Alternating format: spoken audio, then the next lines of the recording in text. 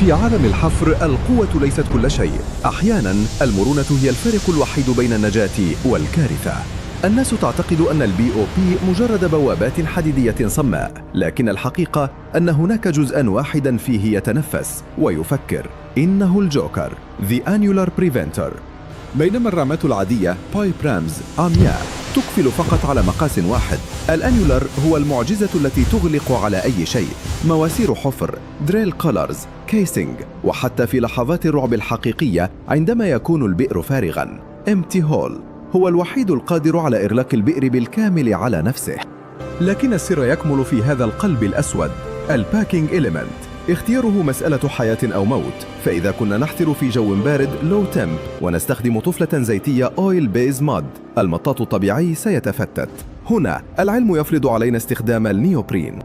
تخيل السيناريو الأصعب، حدث الكيك وعليك تحريك المواسير ستريبينج لإنقاذ البئر.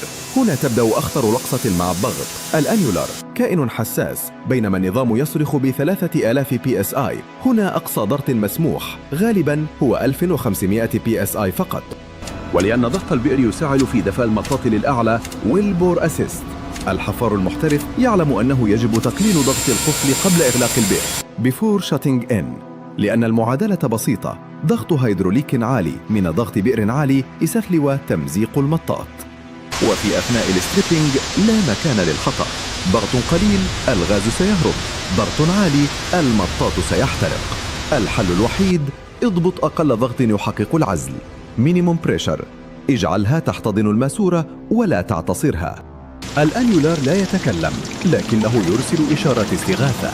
عندما تجري اختبار ضغط بريشر تيست وتجد أن الضغط ينخفض قليلا في البداية، لا تقلق، هذا المطاط يتشكل flowing into shape. لكن عندما تضطر لرفع ضغط القفل كل مرة ليمنع التسريب، اعلم أنه يحتضر.